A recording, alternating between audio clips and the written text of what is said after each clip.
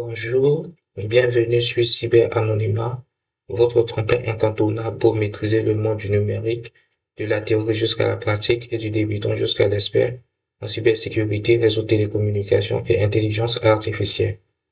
Nous y voici aujourd'hui sur notre module 4, protéger votre entreprise. Dans ce module, nous allons étudier les différents équipements et les différentes technologies pour la gouvernance et la sécurité en entreprise. Équipement de sécurité. Donc là, nous allons comprendre l'arsenal technologique pour une défense en profondeur en entreprise. Voici l'infrastructure réseau sécurisée.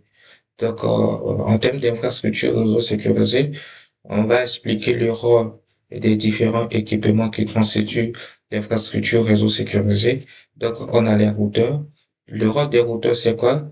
Le rôle des routeurs est de contrôler le flux entre les segments LAN, ça veut dire entre le réseau local et l'isolation des zones critiques. Maintenant, on a les pare-feux. Les pare-feux font ce qu'on appelle une analyse granulaire du trafic pour bloquer les tentatives d'intrusion. On a le VPN qui permet de faire le chiffrement de communication lorsque on fait du télétravail ou on travaille sur des sites à distance. Et l'anti-malware permet de détecter les signatures et analyse les comportements des logiciels espions. Ok. Donc, on va voir les différents types de pare-feu selon le modèle OSI. Comme vous pouvez le constater sur notre image, on a pris 5 exemples de couches qui correspondent au modèle OSI avec des critères de filtrage. On a la couche réseau qui correspond à la couche 3 qui a pour critère de filtrage l'adressage IP source. On a la couche transport qui, selon le modèle OSI, correspond à la couche 4 qui, en termes de critères de filtrage, correspond au port TCP, UDP et l'état de connexion. On a la couche applicative qui, selon le modèle OSI, correspond à la couche S qui s'adresse à quoi? Qui s'adresse aux services spécifiques comme HTTP, FTP et DNS. On a les sensibles au contexte, ça veut dire là au niveau OSI, on a les multicouches qui, au niveau des critères de filtrage, correspondent aux utilisateurs, au rôle, au profil de menace. Et on a proxy inverse qui, au niveau de couche OSI, correspond au niveau applicatif. Donc, lui là, il est dédié, cette couche est dédiée à la protection et masquage des services web. Donc, là, on va voir deux outils qui nous permettent de faire le scan ou bien le balayage des ports.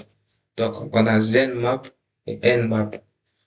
ZenMap et Nmap peuvent être utilisés positivement ou négativement. Positivement, ça veut dire c'est utilisé par les hackers éthiques et négativement, ça veut dire c'est utilisé par les cybercriminels. Donc, l'utilisation légitime de ZenMap et de Nmap, c'est pour faire l'audit de sécurité par les administrateurs pour identifier les services exposés et vérifier les politiques de sécurité. Tandis que ce même outil entre les mains d'un criminel, ça devient quoi? Ça devient un outil de reconnaissance pour identifier le système d'exploitation et les vulnérabilités exploitables sur la cible. Donc là, on va voir la détection et la prévention en utilisant quoi? En utilisant IDS et IPS. IDS permet de faire une détection d'intrusion. Donc, ça permet d'analyser les données, d'enregistrer les anomalies et alertes. Son fonctionnement, c'est souvent en mode copie, c'est-à-dire en offline. On a IPS. IPS permet de faire la prévention d'intrusion, c'est-à-dire d'interrompre activement le trafic malveillant. Voilà, donc IPS agit directement en ligne. Donc IPS se place en coupure sur le réseau. On a le SNOR. Le SNOR, c'est le leader de l'analyse en temps réel, capable de détecter les sons des attaques et les balayages de ports instantanément. Donc là, on va voir l'attaque par déni de service. Et on voit ici, qu'est-ce qu'on a dit? L'attaque par déni de service utilise des hôtes zombies. Voilà. On verra également au niveau intermédiaire ce que c'est que les hôtes zombies ou les machines zombies. Mais ici, ce qu'on peut voir, c'est quoi? C'est que le pic d'attaque correspond à 1,2 terabits par seconde. Voilà. Donc, la protection avancée contre les malwares. Donc, pour effectuer une protection avancée contre les malwares, il faut utiliser Cisco AMP et ThreatGrid. Voilà, ce sont des solutions contre des attaques 0 day. C'est quoi une attaque 0 day? Bon, là, je vais expliquer rapidement. Une attaque 0 day, c'est une attaque qui n'est pas encore listée parmi les attaques. Donc, c'est une menace qui vient d'être découvert, donc ça fait 0 day. Voilà. Donc, Cisco AMP et ThreatGrid permettent d'analyser les millions de fichiers et de faire une corrélation avec des artefacts mondiaux pour identifier les comportements malveillants complexes. Voyons maintenant les acteurs du centre d'opération, appelé également SOC. Donc, comme vous pouvez le remarquer, on a trois acteurs. On a premièrement gestion d'incidents. Ici, c'est quoi? C'est l'analyse et compréhension rapide des comportements suspects pour pouvoir intervenir. On a le Threat Intelligence qui permet de faire une amélioration proactive de l'infrastructure basée sur l'analyse globale des menaces et l'ingénierie sécurité qui permet l'implémentation technique et l'automatisation des réponses aux menaces. Voici notre checklist. Donc, en entreprise, qu'est-ce qu'il faut faire? Il faut justifier les dépenses de sécurité. Ça, c'est très important.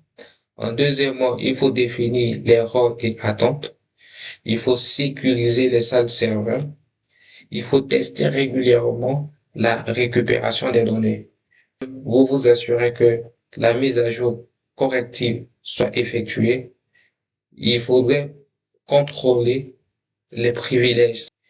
Il faudrait sensibiliser les collaborateurs sur l'importance de la cybersécurité, sur l'importance des données, sur l'importance de la gestion informatique ou bien sûr l'importance de la sécurité informatique.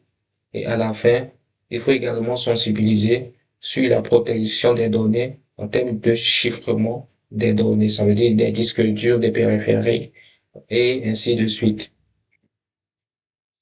Nous y voici sur notre lab audit réseau. Voici le scénario. Une entreprise soupçonne qu'un serveur non autorisé a été connecté au LAN, c'est-à-dire au serveur, au réseau local. En tant qu'analyste, vous devez effectuer un scan de reconnaissance. 1. Identifier l'adresse IP de votre machine cible. 2. Lancer un scan intense avec ZenMap sur le segment réseau. 3. Analyser les ports ouverts. On a le port 80, le port 22 et on a le port 23. Voici la correction à notre lab pratique. Donc, voici l'analyse des résultats. Donc, le scan révèle que le port 23 qui correspond au port Telnet est ouvert. Cela entraîne quoi? Cela entraîne une communication non chiffrée vulnérable au sniffing.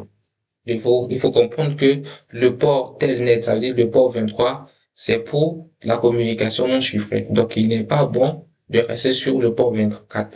Donc, qu'est-ce qu'il faut faire ici au niveau de l'action recommandée? Au niveau de l'action recommandée, il faut fermer obligatoirement et il faut fermer automatiquement le port 23 et de migrer vers le port 22. Ça veut dire vers une communication chiffrée qui est SSH.